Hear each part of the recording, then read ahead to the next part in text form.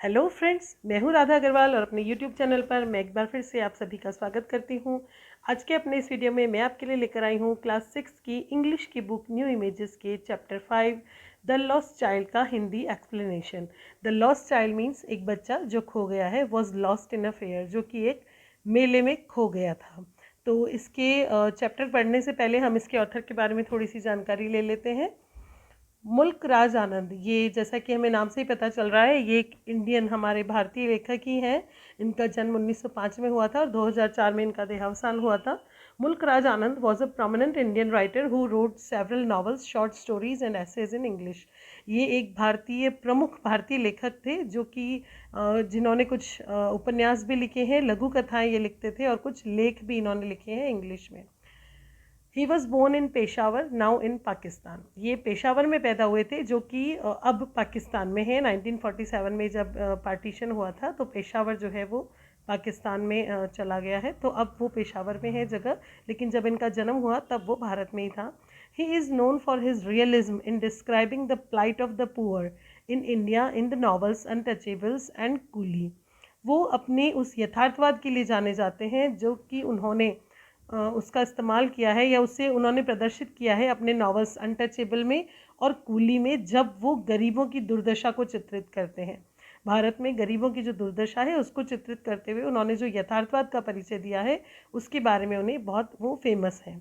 Some of his other works are the village 1939, the sword and the sickle 1942 and the big heart 1945। ये तीन जो है ये उनके और कोई जो फेमस वर्क है, उनके उपन्यास वगैरह जो है बहुत फेमस, वो ये तीन और हैं।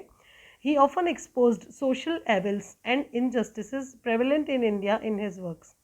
वो अपने वर्क यानी अपनी कलम से जो भी लिखते थे, चाहे वो नॉवेल्स हों या शॉर्ट स्टोरीज हों या लेख हों, वो हमेशा एक्सपोज करते थे, खुलासा करते थे सामाजिक कुरीतियों का। सोशल एवल्स मीन्स सामाजिक कुरीतियों का, और इनजस्टिस यानी नाइंसाफ़ी जो होती थी, जो भेदभाव होता था, जो प्रचलित था भारत में। प्रेवलेंट मीन्स प्रचलित होना, तो भारत में जो भेदभाव प्रचलित था उसके बारे में वो हमेशा अपने लेखों में उस भेदभाव पे प्रकाश डाला करते थे। He was briefly involve in the freedom struggle against the British सरकार के विरुद्ध जो फ्रीडम स्ट्रगल था, जो स्वतंत्रता संग्राम चला था, उसमें भी उनका थोड़ा सा कुछ इन्वॉल्वमेंट था, उसमें भी वो शामिल थे। ही फाउंडेड द आर्ट मैगजीन मार्ग के वो संस्थापक रहे हैं। He was also the recipient of the साहित्य academy award in 1968 and Padma Bhushan इन 1967। उन्हें इन दो अवार्ड से भी नवाजा गया था। अब बात करते हैं हमारी स्टोरी के बारे में। The lost child is a short story published in 1934। एक लघु कथा है ये जो कि 1934 में छपी थी। The story is set in a village fair. It revolves around a child who gets lost in pursue of finding different things. जो कहानी है वो एक गांव के मेले के अंदर सेट करी हुई है। पूरी कहानी जो है एक विलेज फेयर, एक गांव में लगने वाले मेले के अंदर ऊपर लिखी हुई है। ये एक बच्चे के इर्द गिर्द घूमती है जो कि उस मेले में खो जाता है। Pursue of finding different things, अपनी जो अलग अलग चीज़ें जो है उनको ढूंढते हुए, उनका पीछा करते हुए जो कि खो जाता है। Anand shows the struggle the child goes through in the village fair. Anand ने शुरू से मेले में एंटर करने से लेकर लास्ट तक, कहानी के अंत तक, किस अलग अलग प्रकार के संघर्षों से वो बच्चा गुजरता है उसके बारे में इस पूरी कहानी में उन्होंने ये दर्शाया है। The story ends by giving a message regarding the true value of parents. कहानी एक बहुत ही अच्छे मैसेज के साथ ख़त्म होती है जो कि संबंधित है माता पिता के असली वैल्यू से, जो सच में माता पिता का महत्व होता है वो दर्शाता है हमें इस कहानी का अंत। तो आइए पढ़ते हैं ये कहानी। चैप्टर स्टार्ट करने से पहले मैं एक बात और आपको बताना चाहती हूँ कि इससे पहले भी 4 चैप्टर मैं अपलोड कर चुकी हूँ और आगे भी चैप्टर 6, चैप्टर 7 एक एक करके सभी चैप्टर में अपलोड करती रहूँगी। चैप्टर 3 तक के क्वेश्चन आंसर्स भी मैं अपलोड कर चुकी हूँ, तो अब ये बाकी के जो है वो भी अपलोड करती जा रही हूँ। तो अगर आपको मेरे वीडियो पसंद आते हैं और आप इसी तरह से एक्सप्लेनेशन और क्वेश्चन आंसर्स देखना चाहते हैं तो मेरे चैनल को सब्सक्राइब जरूर कीजिए और बेल आइकन का बटन दबा दीजिए, ताकि जैसे ही मैं नेक्स्ट वीडियो अपलोड करूँगी जल्दी से जल्दी आपके पास नोटिफिकेशन पहुँचेगा, आप जल्दी ही अपने एग्जाम की तैयारी कर पाएंगे। आपको मेरे वीडियो कैसे लगे आप मुझे कमेंट करके ज़रूर बताइएगा। तो आइए चैप्टर पढ़ना स्टार्ट करते हैं। It was the festival of spring. बसंत का मौसम था, बसंत के मौसम में कोई त्यौहार का चल रहा था, त्यौहार था वो। From the wintry shades of narrow lanes and alleys emerged a gaily clad humanity. जो विंट्री शेड्स मीन्स सर्दियों के अंदर जो छाया पड़ती है, ठंडी सी छाया लगती है ना, तो जो नैरो लेन्स थी, नैरो मीन्स संकरी, और लेन्स एंड एलीज मतलब गली कूचड़े, छोटी छोटी जो गलियां वगैरह होती है। विंट्री शेड्स इसलिए कहा है क्योंकि नैरो जो संकरी गलियां होती है उनमें अधिकतर छाया ही होती है, ऊंची ऊंची बिल्डिंग्स और संकरी सी गलियां, तो उनमें धूप कम ही आती है। तो the wintry shades of narrow lanes and allies, जो वो गली कूचे थे संकरे संकरे जिनमें की सर्द छाया पड़ रही थी, वो उनमें से एक गेली क्लैड, गेली मीन्स बहुत ही उल्लसित होता हुआ, जो क्लैड है उल्लास को पहने हुए, उल्लास ओढ़े हुए ह्यूमैनिटी जो है वो उभर रही थी। इमर्ज मीन्स उभर रही थी। तो कहने का मतलब ये है कि छोटी छोटी गलियां थी और गलियों के अंदर से जो छायादार गलियां थी उनमें से लोग निकल रहे थे, बहुत सारे उल्लसित लोग बाहर आ रहे थे। Some walked, some rode on horses, others sat being carried in bamboo and bullock carts. कुछ लोग चलकर आ रहे थे, कुछ लोग घोड़ों पे सवार थे और कुछ लोग बैठे हुए थे, क्योंकि उन्हें बुलक कार्ट, बैम्बू और बुलक जो कार्ट होती है उसके अंदर उनको बिठा के लाया जा रहा था।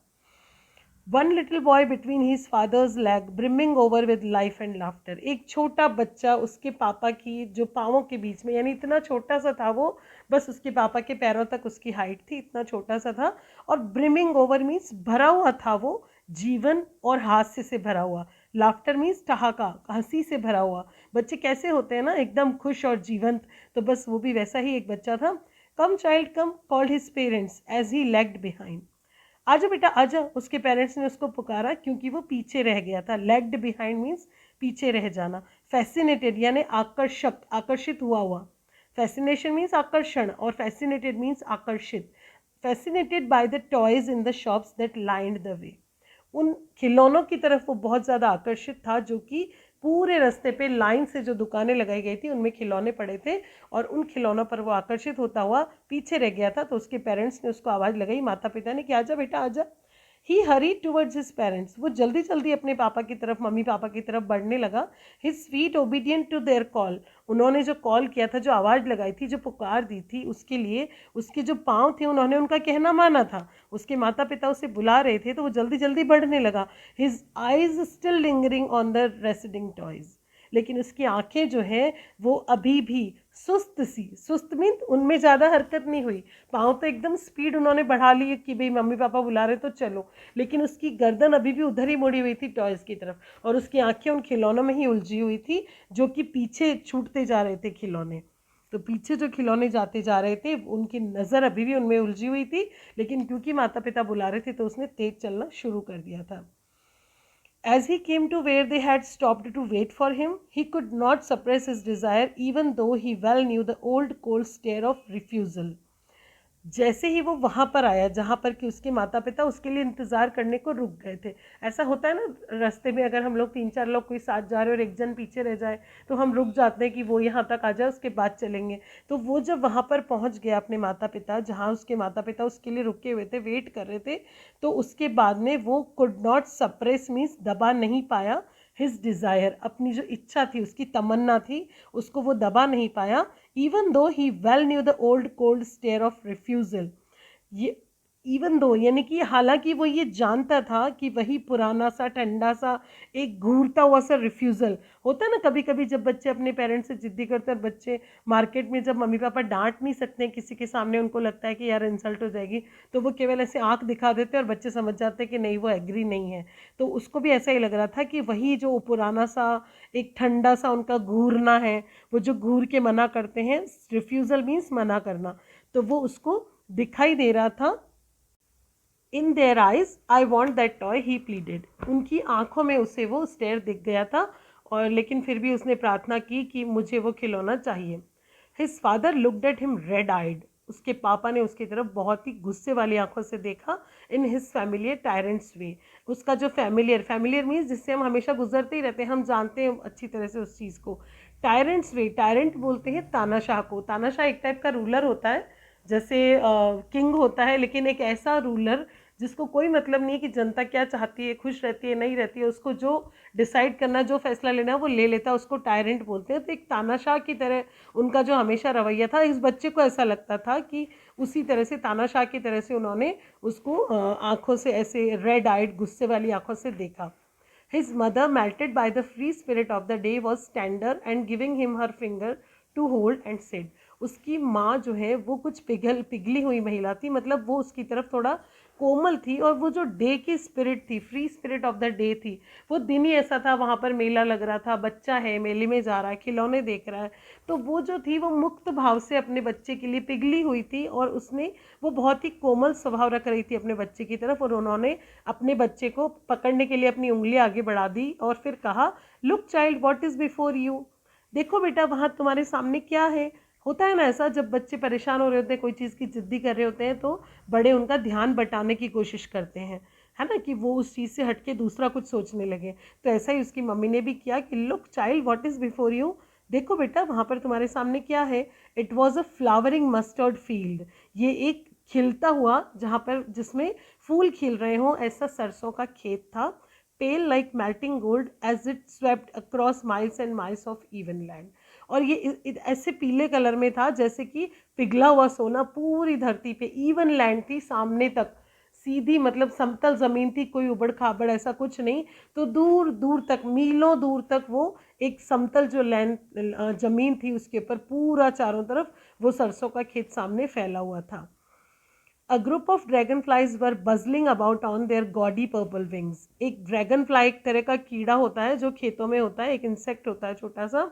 तो वो जो था वो उनका पूरा ग्रुप था, और वो अपने गॉडी मतलब भड़कीला सा जो उनका पर्पल विंग्स का जो कलर था, पर्पल कलर, उनके पंख थोड़े भड़कीले पर्पल कलर के होते हैं, तो उन पंखों के साथ वो बजल कर रहे थे। बजलिंग मीन्स पंखों को फड़फड़ाते हैं तो वो आवाज़ आती है ना, जैसे भंवरे का गुंजन होता है, ऐसे ही ड्रैगन फ्लाई का बजलिंग, तो वो साउंड वो कर रहे थे। Intercepting the flight of a lone black bee or butterfly in search of sweetness from the flower. Intercepting means बाधा उत्पन्न करना, the flight of, intercepting the flight of, वो उड़ान में बाधा उत्पन्न कर रहे थे। किसकी उड़ान? Of a lone black bee, एक काली अकेली मधुमक्खी, और एक बटरफ्लाई जो कि फ्लावर्स की स्वीटनेस के लिए सर्च कर रहे थे। फूलों से रस पीते हैं ना मधुमक्खी और तितली, तो वो दोनों मधुमक्खी और तितली जो है वो फ्लावर्स ढूंढ रहे थे कि भाई हम फ्लावर पे बैठ के उनका मीठा रस जो है वो ले लें, लेकिन ये ड्रैगन फ्लाइज जो है ये उनकी उड़ान में बाधा उत्पन्न कर रहे थे।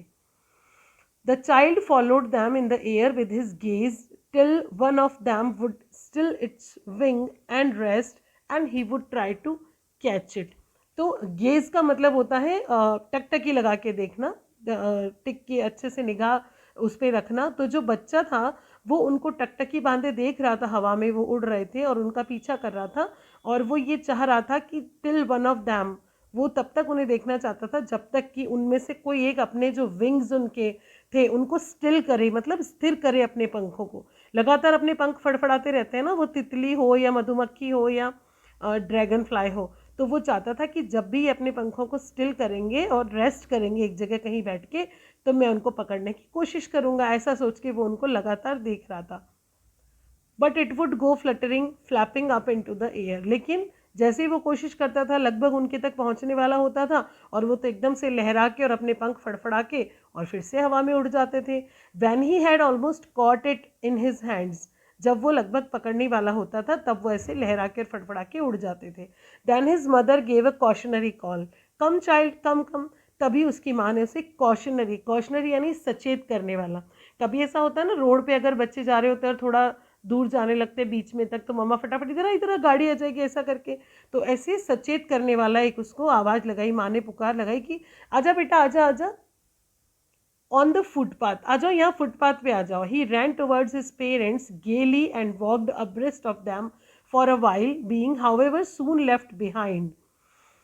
वो अपने पेरेंट्स की तरफ भागा, जब उसकी माँ ने आवाज़ लगाई ना तो बड़ी खुशी के साथ उल्लसित होकर वो भागा, और वो उनके आसपास ही घूमता रहा। अब्रेस्ट मीन्स आसपास में, उनसे लगता हुआ आसपास घूमता रहा कुछ देर के लिए, लेकिन फिर से वो पीछे रह गया। अब क्यों पीछे रह गया?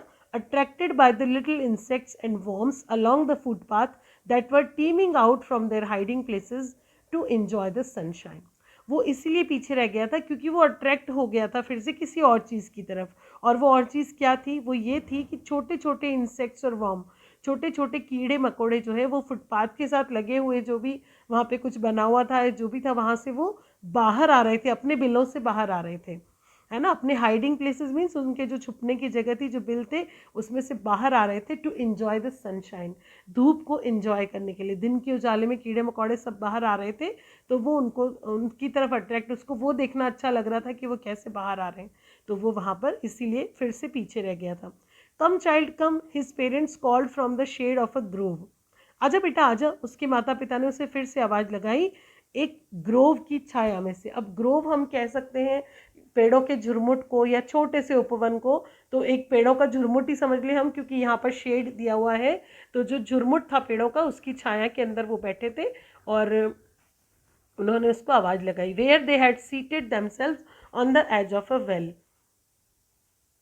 जहाँ पर वो एक वेल मीन्स एक कुएं के एज पे, हम कह सकते हैं कि कुएं की मुंडेर पे वो लोग बैठे हुए थे और वो उसको उस ग्रोव की शेड में, उस पेड़ों के झुरमुट की छांव में बुला रहे थे। ही रैन टुवर्ड्स देम, वो सीधा भाग के उनकी तरफ गया। A shower of young flowers fell upon the child as he entered the grove. एक यंग फ्लावर्स, जो खिला हुआ जो फूल था, ताज़ा फूल था, वो उसके वो young, a shower of young flowers यानी एक बारिश सी हो गई उसके ऊपर, ताज़ा फूलों की उसके ऊपर गिरने लगे बच्चे के ऊपर, जैसे ही वो ग्रोव के अंदर एंटर किया, क्योंकि वहाँ पर पेड़ों का झुरमुट था तो उसके ऊपर से फूल झर रहे थे, तो उसके ऊपर भी गिरे। And forgetting his parents he began to gather the raining petals in his hands. और वो अपने पेरेंट्स की तरफ भाग रहा था, और जैसे ही वो पत्तियां गिरी उसके ऊपर, ऐसे रेनिंग सी हुई उसके ऊपर, पत्तियों की बारिश सी हुई, तो वो अपने पेरेंट्स के बारे में भूल गया और वो अपने दोनों हाथों से उन रेनिंग पैटल्स को, वो जो बरस रही थी पत्तियां, उनको इकट्ठा करने लगा। But lo, he heard the cooing of doves and ran towards his parents. लेकिन अचानक से क्या हुआ कि he heard the cooing of doves. Doves बोलते, डव एक पक्षी होता है एक प्रकार का, कुछ कुछ कबूतर के जैसा, कबूतर तो नहीं पर हाँ लगभग उसके जैसा। तो उसकी कूइंग, वो जो उसकी वॉइस होती है उस पक्षी की, उसको बोलते हैं कूइंग। तो उसकी जब उसने आवाज़ सुनी तो वो फिर से अपने पेरेंट्स की तरफ भागा चिल्लाते हुए। शाउटिंग मीन्स चिल्लाते हुए भागा। The Dove, the Dove, the raining petals dropped from his forgotten hands. वो क्या चिल्लाया, अपने पेरेंट्स को जाके बोला देखो वहाँ पे डव है, डव है।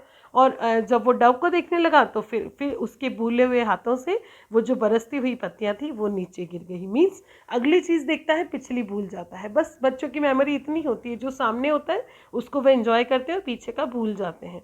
तो फॉरगॉटन हैंड्स इसीलिए लिखा हुआ है कि भूले हुए हाथ। उसे ध्यान ही नहीं रहा कि मेरे हाथों में पत्तियां भी थी और मुझे पकड़नी भी थी, और वो नीचे गिर गई और वो डव देखने और दिखाने लगा।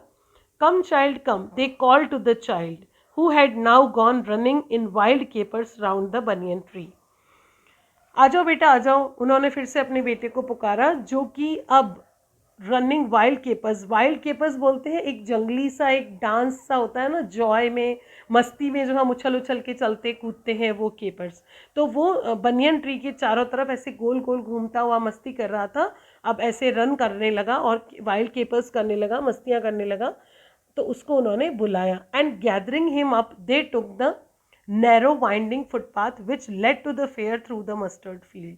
और उसको गैदरिंग हिम अप, उसको अपने साथ लेते हुए उन्होंने एक दूसरा रास्ता ले लिया था, एक संकरा सा वाइंडिंग फुटपाथ मीन्स मुड़ता हुआ सा फुटपाथ, उस पर वो मुड़ गए थे, उस रास्ते पर चले गए थे जो कि जाता था फेयर की तरफ, मेले की तरफ जाता था। मस्टर्ड फील्ड से होता हुआ, जो सरसों का खेत था उससे होता हुआ वो मेले की तरफ जाता था। As they neared the village the child could see many other footpaths full of throngs. और जैसे ही वो विलेज के पास आते जा रहे थे, बच्चा जो है वहाँ पर बहुत सारे फुटपाथ्स देख सकता था, जो कि थ्रॉन्ग्स यानी भीड़ भाड़ से भरे हुए थे, लोगों की भीड़ से वो फुटपाथ भरे हुए थे। तो वहाँ पर बहुत सारे फुटपाथ अब उसको नजर आ रहे थे, converging to the whirlpool of the fair. और ये सारे फुटपाथ जो है वो जाके कहाँ मिल रहे थे, वो जो फेयर का वर्लपूल था, मेले का जो भंवर था। भंवर होता है एक्चुअली पानी के अंदर या हवा का भंवर बनता है, जैसे हम चक्रवाती तूफान और ये हम पढ़ते हैं ना एसएसटी में। तो जो पानी का भंवर होता है वो ऐसा होता है, पानी के अंदर गोल गोल गोल गोल, पानी नीचे तक वो गहरा होता है, उसके अंदर जो भी चीज़ अगर वहाँ पे होती है, चाहे इंसान हो या कोई चीज़ हो या ना हो, वो कभी भी नहीं बचती, उस भंवर में डूबती चली जाती है ना। तो इसीलिए लिखा है कि वो उस मेले का भंवर, तो ऐसा लग रहा था वो मेला एक भंवर है और जिस फुटपाथ से जहाँ से भी लोग निकल निकल के आ रहे हैं सब उस मेले के अंदर समाते जा रहे हैं। तो वो जो वर्लपूल ऑफ द फेयर था उसमें ही वो सारे फुटपाथ जाके मिल रहे थे। And felt at once repelled and fascinated by the confusion of the world he was entering. तो एक बार तो वंस रिपेल्ड, वो पीछे अपने आप को धकेलता हुआ उसको महसूस हुआ कि यार जैसे अपन कहीं इतनी भीड़ में जाते हैं तो थोड़ा सा एक बार चमकते ना कि यार बहुत भीड़ है, डर जाते हैं, लेकिन फिर अगले ही पल अपने को मजा आता है कि वाह मेला है तो ऐसे वो भी कुछ कंफ्यूज सा था कि मैं ये कहाँ एंटर करने जा रहा हूँ। जिस वर्ल्ड में वो एंटर करने जा रहा था कभी उसको लगता था कि थोड़ा सहम जाता था वो कि बहुत भीड़ है, और उसके बाद लेकिन उसको वहाँ की चीज़ें बहुत फैसिनेट कर रही थी, आकर्षित कर रही थी, तो उसको मज़ा भी आ रहा था। तो कन्फ्यूजिंग सा बस वो आगे चलता जा रहा था। A sweetmeat seller hawked, एक मिठाई बेचने वाले जो विक्रेता था उसने आवाज़ लगाई, gulab jamun, rasgulla, barfi, jalebi at the corner of the entrance. जो एंट्रेंस थी मेले की उसके कॉर्नर पे ही उसकी दुकान थी और वह ऐसे आवाज़ लगा रहा था। And a crowd pressed round his counter at the foot of an architecture of many coloured sweets. वहाँ पर उसने इस तरह की आवाज़ें लगाई, एंट्रेंस पे ही था और उसका जो एंट्रेंस पे काउंटर था उसको पूरी भीड़ ने चारों तरफ से प्रेस्ड राउंड, चारों तरफ से उसके ऊपर भीड़ उमड़ी हुई थी। फूट, वो भीड़ कहाँ थी, उसने ना आर्किटेक्चर मीन्स एक आर्ट होती है ना जैसे आर्किटेक्चर भी, तो मिठाइयों को इतना बढ़िया आर्किटेक्चर, उसने इतना शानदार रूप दे रखा था। कलर्ड, अलग अलग कलर की अलग अलग शेप की मिठाइयाँ उसने रखी हुई थी और वो मिठाइयाँ फूट ऑफ द आर्किटेक्चर मीन जहाँ पर वो मिठाइयाँ ख़त्म होती थी वहाँ पर वो उसका काउंटर था और काउंटर के बाहर जो है बहुत सारे लोगों की वहाँ पर भीड़ लगी हुई थी, decorated with leaves of silver and gold. और वो जो मैनी कलर्ड मिठाइयाँ जो थी अलग अलग शेप और साइज में, वो सोने और चांदी की पत्तियों से सजाई हुई थी।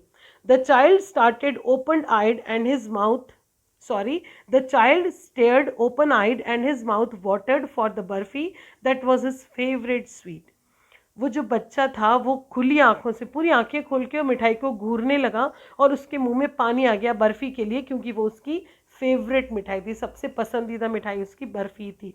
I want that barfi, he slowly murmured, मुझे ये बर्फ़ी चाहिए। उसने ही स्लोली मरमर्ड, धीरे से उसने जो है बुदबुदाया। मरमर्ड मीन्स मन मन में अपन थोड़ा सा होठ हिला के बुदबुदाते हैं ना, आवाज़ भी पूरी बाहर नहीं आती है, तो उसने ऐसे अपने मन में बुदबुदाया कि मुझे बर्फ़ी चाहिए। But he half knew as he begged that his plea would not be headed because his parents would say he was greedy। लेकिन वो बट ही हाफ न्यू, लेकिन वो लगभग आधा तो उसे पता था कि अगर मैं कहूँगा भी अपने पेरेंट्स से, अपनी जो प्ली है मेरी, जो मेरी दलील है, मैं उनके तक उनसे रिक्वेस्ट करूँगा भी सही, तो भी वो बिल्कुल उस मेरी बात जो है मानी नहीं जाएगी। मतलब अगर मैं उनसे ये रिक्वेस्ट करूँगा भी तो मेरी जो दलील है वो मानी नहीं जाएगी। हेडेड मीन्स मान ली जाए, तो नॉट बी हेडेड मीन्स नहीं मानी जाएगी, बिकॉज क्योंकि उसके पेरेंट्स उससे यही कहेंगे कि तुम लालची हो रहे हो। उसे ऐसा लगा कि अगर मैं अपने पेरेंट्स को बोलूँगा तो बोलेंगे कि तुम फालतू में लालची हो रहे हो, तो वो नहीं मानेंगे। So without waiting for an answer he moved on, इसलिए उसने कहा ही नहीं और उनके आंसर का वेट किया ही नहीं और वो आगे बढ़ गया। अब फ्लावर सेलर हॉग, अब आगे एक फूल बेचने वाले ने आवाज़ लगाई, a garland of gulmohar, a garland of gulmohar, gulmohar की माला ले लो, गुलमोहर की माला ले लो। The child seemed irresistibly drawn, अब जो बच्चा है वो पूरी तरह से उसमें बह गया था। इरेसिस्टिबली यानी इस चीज़ को रोका ही नहीं जा सकता था, वो अपने आप को रोक ही नहीं पा रहा था, बहुत बुरी तरह से वो उसके साथ बह गया था कि मुझे तो अपनी इस भावना में कि मुझे ये माला चाहिए। He went towards the basket where the flowers lay heaped and half murmured, वो उस बास्केट के पास चला गया, की तरफ गया जहाँ पर कि फ्लावर्स जो है वो हीप मतलब एक ढेरी के रूप में रखे हुए थे, और उसने हाफ मरमर्ड, वो ऐसे ही मन में थोड़ा थोड़ा बुदबुदाया, आई वॉन्ट दैट गार्लैंड, मुझे वो माला चाहिए। But he well knew his parents would refuse to buy him those flowers because they would say that they were cheap. लेकिन वो फिर से ये जानता था, बहुत अच्छे से जानता था कि उसके पेरेंट्स जो है उसको ये फ्लावर दिलाने को फिर से मना कर देंगे, क्योंकि वो कहेंगे कि ये बहुत ही सस्ते और बकवास फ्लावर्स हैं, अच्छे फ्लावर्स नहीं हैं। So without waiting for an answer he moved on, इसलिए फिर से बिना कोई उत्तर की प्रतीक्षा किए वो आगे बढ़ गया। A man stood holding a pole with yellow, red, green and purple balloons flying from it. अब आगे उसे एक आदमी मिला जो कि एक पोल, एक खंबा सा, एक बांस सा कुछ लेके खड़ा था, और उसके ऊपर अलग अलग कलर्स के जो है बलून्स जो है वो फ्लाई कर रहे थे, उस बांस से बंधे हुए उड़ रहे थे. The child was simply carried away by the rainbow glory of their silken colours and he was filled with an overwhelming desire to possess them all. अब जो बच्चा है वो पूरी तरह से बहा ले जाया गया था. किसके द्वारा ले जाया गया था? सिंपली कैरिड अवे, मतलब उसको दूसरी दुनिया में ले जाया गया था. उन रेनबो ग्लोरी जो थी, वो जो सिल्कन कलर्स थे, उन बलून्स के कलर कैसे होते हैं ना, सॉफ्ट से, फिसलने से लगते हैं देखने में अच्छे से, तो वो जो सिल्कन से प्यारे से कलर्स थे बलून के, उनकी जो ग्लोरी थी, जो एक उनका ग्रेस था, वो उनकी जो खूबसूरती थी, और रेनबो की तरह जो वो अलग अलग कलर में चमक रहे थे, उससे वो पूरी तरह से अभिभूत हो गया था. और वो पूरी तरह से ओवरवेलमिंग डिज़ायर का मतलब है कि ज़बरदस्त, जिसे कंट्रोल न किया जा सके, इतनी खतरनाक तमन्ना उसके मन में हो गई थी उन सारे बलून्स को पजेस करने की. पजेस करना मीन्स उनका मालिकाना हक पाने की. वो उन बलून्स को पाना चाहता था. But he well knew his parents would never buy him the balloons because they would say he was too old to play with such toys. So he walked on further. लेकिन उसे बहुत अच्छे से पता था कि उसके पेरेंट्स जो है उससे कभी भी गुब्बारे नहीं दिलाएंगे, क्योंकि वो ये कहेंगे कि वो तो बहुत बड़ा हो चुका है इस टाइप के टॉयज से खेलने के हिसाब से. तो इसीलिए वो फिर से आगे बढ़ गया. A snake charmer stood playing a flute to a snake which coiled itself in a basket, its head raised in a graceful bend like the neck of swan. Snake charmer सपेरे को कहते हैं. तो एक सपेरा जो है वो खड़ा हुआ एक फ्लूट बजा रहा था. यहाँ पर बीन को फ्लूट कहा गया है. तो एक सपेरा बीन बजा रहा था और एक सांप था वहाँ पर, जिसने अपने आप को टोकरी के अंदर कॉइल्ड, मतलब ऐसे गोल गोल हो जाते हैं ना, सांप कैसे बैठता है, उसको बोलते कॉइल्ड होना. कुंडली उसने लगा रखी थी अंदर, और उसका जो सिर है वो बड़े ही ग्रेसफुल बेंड मतलब मोड़, घुमाव. तो एक शानदार सा उसने घुमाव ले रखा था, जैसे कि कोई हंस की गर्दन होती है ना घूमी, उस टाइप से उसका हेड घुमा हुआ था.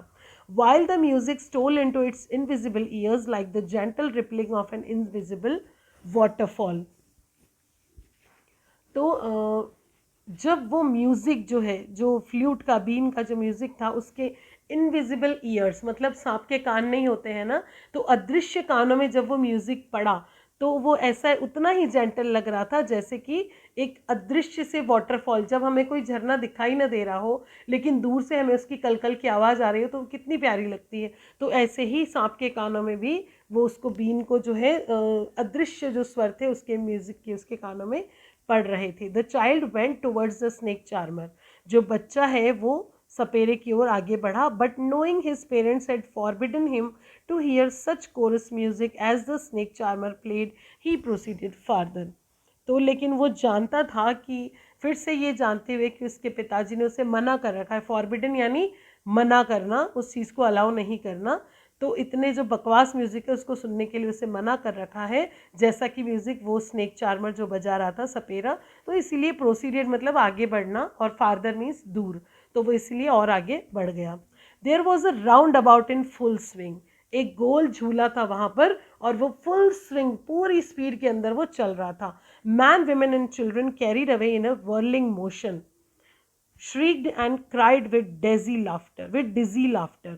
तो उसके अंदर औरत, आदमियाँ और बच्चे सब बैठे थे, और वर्लिंग मोशन मीन्स गोल गोल वो वर्लिंग मोशन में घूम रहा था. और वो जो बच्चे और वो सब उसके अंदर बैठे थे, वो चिल्ला रहे थे, रो रहे थे. डिजी लाफ्टर, ऐसा लगता है ना कभी कभी झूले में जब ज़्यादा मज़ा आता है तो एक्सट्रीमली जब वो चिल्लाते थे, ऐसा लगता है कि उनको डर लग रहा है और वो रो रहे हैं. तो वो वैसा ही एक श्रीक्ड एंड क्राइड, वो जोर जोर से चिल्ला रहे थे with dizzy laughter. Dizzy means एकदम प्रमत्त, मस्त वाली हंसी, जो बहुत मस्त होके हंसते ना, जब आपको बहुत मज़ा आ रहा हो, तो वो डिजी लाफ्टर में थे सब बच्चे और औरतें और आदमी, सब कोई. The child watch them intently and then he made a bold request. वो जो बच्चा था वो उनको काफ़ी इच्छा से, काफ़ी ऐसे मतलब से देख रहा था कि वाह उनको कितना मज़ा आ रहा है. और इस बार उसने एक बोल्ड रिक्वेस्ट, एक साहसिक निवेदन जो है अपने माता पिता से कर ही दिया. I want to go on the roundabout please father mother, कि मैं इस गोल वाले झूले पे जाना चाहता हूँ, कृपया माता पिता दोनों. देयर वॉज नो रिप्लाई, उसको कोई जवाब ही नहीं मिला. He turn to look at his parents, वो अपने माता पिता की ओर देखने को मुड़ा. They were not there ahead of him, वहाँ पर उसके आगे वो तो थे ही नहीं. They were not there ahead of him, he turn to look on either side, तो वो दूसरी तरफ देखने को मुड़ा, दे वर नॉट देयर, वो तो वहां पर नहीं थे, he looked behind, there was no sign of them, अब उसने पीछे देखा तो वहां पर तो उनका कोई भी नामो निशान नहीं था। जब उसने तीनों चारों तरफ घूम घूम के देख लिया और उसे लगा कि मेरे पेरेंट्स तो यहाँ पर है ही नहीं, तो फिर क्या हुआ कि फिर उसे एकदम लगा कि अरे मैं ये कहाँ आ गया। तब उसे एहसास हुआ कि मेरे पेरेंट्स तो मेरे साथ है ही नहीं, मैं तो कहीं और ही निकल आया। जैसे ही उसे एहसास हुआ तो क्या हुआ, a full deep cry rose within his dry throat and with a sudden jerk of his body he ran from where he stood. जहां पर वो खड़ा था वहीं पर, crying in real fear mother father, है ना, तो जहां पर वो खड़ा था वहीं पर उसने फुल डीप क्राई, उसका जो सूखा सा गला हो रहा था उसके अंदर से इतना गहरा और पूरी ताकत से वो रो रहा था, बहुत तेज उसने रोना शुरू कर दिया और अपनी बॉडी को एक अचानक सा एक झटका सा दिया, सडन जर्क आता है ना, खड़े खड़े एकदम हम भागना शुरू कर देते हैं। तो जैसे ही उसको इस बात का एहसास हुआ कि उसके पेरेंट्स तो उसके आसपास है ही नहीं, तो उसने अपनी एक बॉडी को झटका दिया और उसके बाद वहीं से खड़े खड़े उसने भागना स्टार्ट कर दिया और चिल्लाते हुए रोते हुए, रियल फियर, सच में उसको बहुत डर लग रहा था और वो उस डर के साथ चिल्ला रहा था, रो रहा था, भाग रहा था, मम्मी पापा कहता हुआ। Tears rolled down from his eyes, hot and fierce. His flushed face was convulsed with fear. उसकी आंखों से आंसू बह रहे थे जो कि बहुत गर्म और खतरनाक आंसू थे, और उसका फेस जो है वो पूरा लाल हो गया था और वो डर के मारे कांप रहा था। Panic stricken, he ran to one side first, then to the other, hither and thither in all directions, knowing not where to go. और इस तरह की पैनिक स्ट्राइकन, पैनिक मतलब घबराहट बहुत ज़्यादा हो गई थी उसे, और घबराहट से जो उसको, घबराहट के अंदर, घबराहट से त्रस्त होके, घबराहट से परेशान होके, घबराहट से परेशान होके वो पहले एक तरफ को भागा, उसके बाद दूसरी तरफ भागा, फिर इधर उधर भागता रहा, सारी दिशाओं में वो भागता रहा, क्योंकि उसे पता ही नहीं था कि उसे जाना कहाँ है। ही एक्चुअली डिडंट नो ना कि उसके माता पिता उससे कहाँ छूट गए, किस दिशा में, तो उसे पता ही नहीं चल रहा था। वो कभी इधर देखता, कभी उधर देखता, उसे कहीं भी उसके माता पिता नजर नहीं आ रहे थे। मदर फादर ही वेल्ड, उसने फिर से एक बार विलाप किया, यानी रोते हुए पुकार लगाई, mummy papa. His yellow turban came untied and his clothes became muddy, उसकी जो पीली पगड़ी थी वो खुल गई थी और उसके कपड़े जो है वो मडी हो गए थे, गंदे हो गए थे, मिट्टी में हो गए थे। Having run to and fro in a rage of running for a while, he stood defeated, his cries suppressed into sob. अब इधर से उधर भागते हुए, टू एंड फ्रो मीन्स इधर उधर, इधर से उधर भागते हुए, और इधर से उधर भागते हुए वो एक जगह हार कर खड़ा हो गया, इधर भागा उधर भागा, नहीं कहीं दिखे तो वो एक जगह खड़ा हो गया। हिज क्राइज सप्रेस्ड इनटू सोब्स, उसकी जो चिल्लाहट थी रोने की, जो वो चीख चीख के रो रहा था, अब वो सिसकियों में बदल गई थी। अब वो चीख चीख के नहीं बल्कि ऐसे करके सिसकियां भर भर के रोने लगा, एक जगह खड़ा हो गया। At little distance on the green grass he could see through his filmy eyes men and women talking, कुछ थोड़ी सी ही दूर पे हरी घास के ऊपर वो देख सकता था अपनी फिल्मी आइज से, फिल्मी का मतलब यहाँ पे धुंधली, उसकी जो आंखें हो गई थी, रो रो के परेशान होके और आंसुओं से भरी हुई थी, तो उसकी जो धुंधली आंखें थी उनसे वो देख पा रहा था औरतों और आदमियों को बात करते हुए। He tried to look intently among the patches of bright yellow clothes but there was no sign of his father and mother, उसने बहुत ही ध्यान से देखने की वहाँ पर कोशिश करी कि among the patches of bright yellow clothes, उसके माता पिता ने येलो कलर के कपड़े पहने होंगे, तो उसे जहाँ भी ब्राइट येलो पैचेस, मतलब रंग बिरंगे कपड़े सब पहनते हैं ना पूरे मेले में, लेकिन उसे जहाँ भी ब्राइट येलो कलर दिखता था वो वहाँ ध्यान से देखता था कि ये तो नहीं है मेरे मम्मी पापा, ये तो नहीं है मेरे मम्मी पापा, लेकिन वहाँ पर उनका कोई भी नामो निशान नहीं था।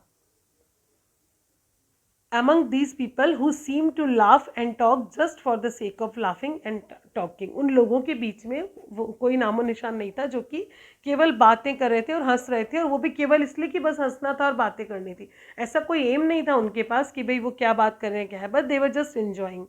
He ran quickly again, this time to a shrine to which people seemed to be crowding. वो फिर से एक बार बहुत तेजी से भागने लगा, और इस बार एक श्राइन मतलब एक होली प्लेस, एक पवित्र स्थान था वहां पर जिसकी तरफ वो भागने लगा, और जहां पर सारी भीड़, वहां पर उसे ऐसा लगा कि सब लोग वहीं पे जा रहे हैं, तो वो उस तरफ भागने लगा। Every little inch of space here was congested with man, but he ran through people's legs, his little sob lingering mother father हर छोटा इंच जो जगह थी वहाँ पे वो कंजस्टेड थी, मतलब पूरी जगह भरी हुई थी लोगों से, यानी वहाँ पर बहुत भीड़ थी, बिल्कुल भी जगह नहीं थी वहाँ पे। लेकिन फिर भी वो लोगों के पाँवों के बीच में से भागता जा रहा था, जगह बनाता जा रहा था, और उसका जो लिटिल छोटी छोटी सिसकियाँ थी वो सुस्त पड़ गई थी। अब वो सिसकियाँ लेता जा रहा था धीरे धीरे और बोलता जा रहा था धीरे धीरे, मम्मी पापा मम्मी पापा। Near the entrance to the temple however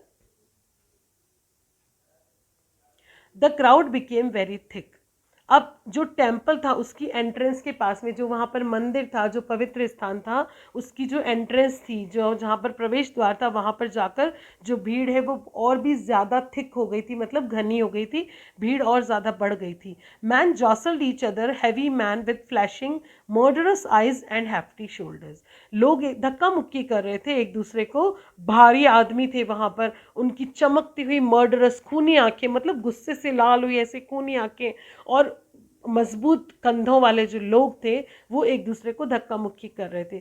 the poor child struggle to thrust away between their feet but knocked to and fro by their brutal movements. Brutal movement means क्रूर, उनका निर्दयी मूवमेंट जो था। निर्दयी कैसे हुआ कि वो चलते हुए देख भी नहीं रहे थे कि कोई बच्चा है, कोई गिरा हुआ है कि क्या है, बस उन्हें चलना था। तो वो जो निर्दयी मूवमेंट था उनका, उनके बीच में से वो बच्चा, पुअर चाइल्ड स्ट्रगल, उसने बहुत कोशिश की।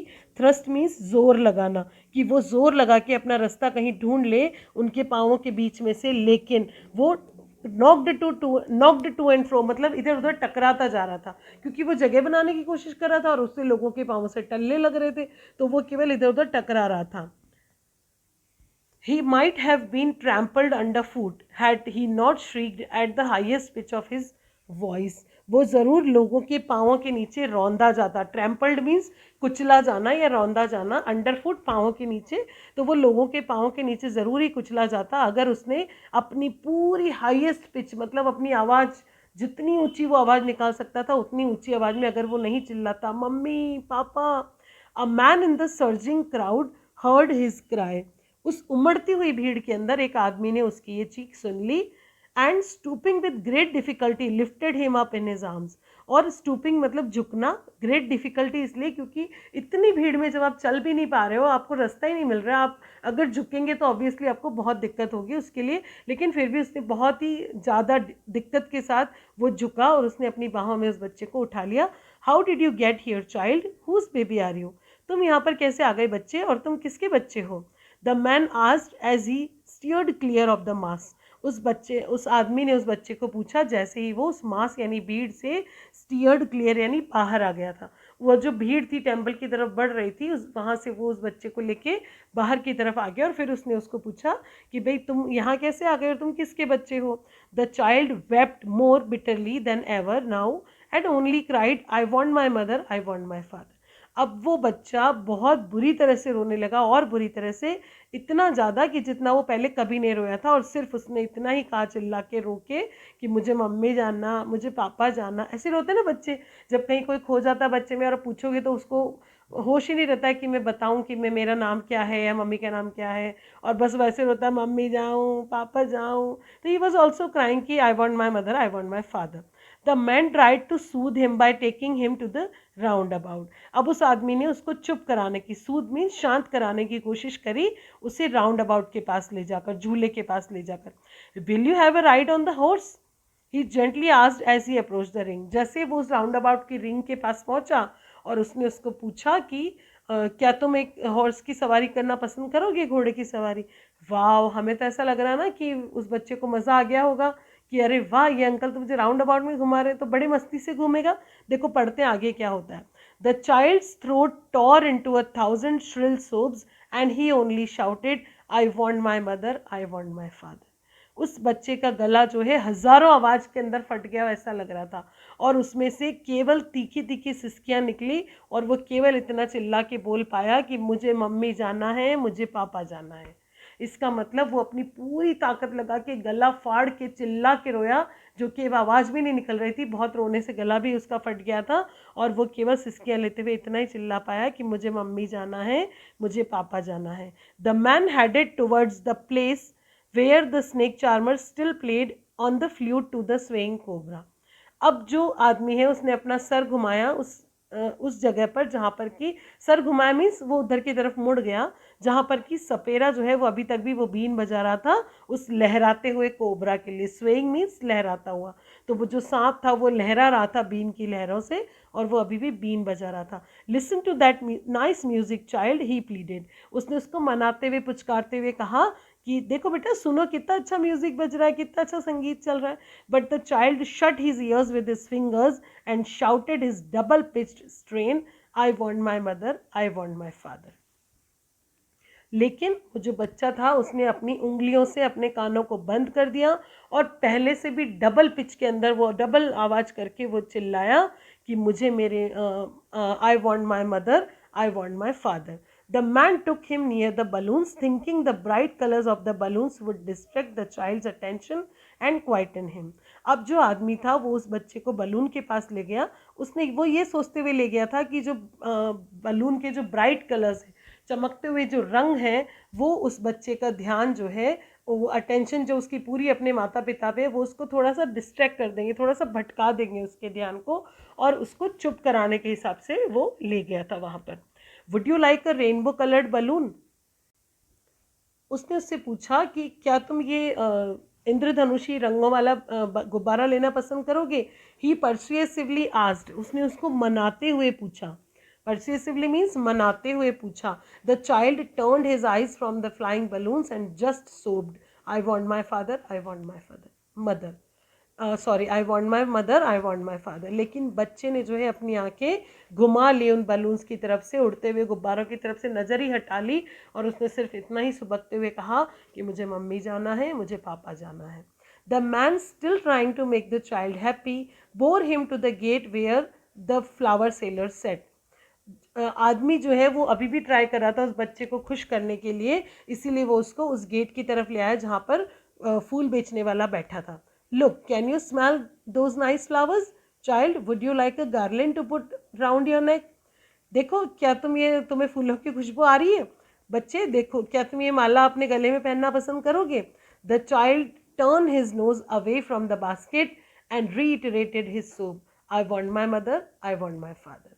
अब बच्चे ने अपनी नाक जो थी वो उस बास्केट से उधर घुमा ली और फिर से दोहराया। रीइटरेटेड मीन्स फिर से दोहराया, अपने वही रोना, अपने वही सुबकना उसने किया कि मुझे मम्मी जाना है, मुझे पापा जाना है। Thinking to humour his disconsolate charge by a gift of sweets, अब उस आदमी ने सोचा, the man took him to the counter of the sweet shop. वो आदमी जो है अब उस बच्चे को मिठाई की दुकान पे ले गया। क्या सोचकर? Thinking to humour is disconsolate. Disconsolate मतलब उसकी जो उदासी थी, वो जो बिल्कुल ध्यान नहीं दे रहा था, बिल्कुल निराशा जो थी उसकी, उसको चार्ज करने के लिए, उसको एकदम चीयरअप करने के लिए, उसको खुश करने के लिए, उसके अंदर ह्यूमर का यहाँ पर मतलब है संतुष्ट करने के लिए। तो उसकी उदासी को ख़त्म करने के लिए वो जो आदमी था उसको स्वीट शॉप पे ले गया, मिठाई की दुकान पे ले जाके उसने पूछा, what sweets would you like child, तुम कौन सी मिठाई पसंद करोगे बेटा? ही आस्क्ड, उसने पूछा। The child turned his face from the sweet shop and only sobbed. अब बच्चे ने अपने मिठाई की दुकान से भी अपनी नज़रें हटा ली और वो सुबकते हुए फिर से सिर्फ यही बोला कि I want my mother and I want my father, मुझे मम्मी जाना है, मुझे पापा जाना है।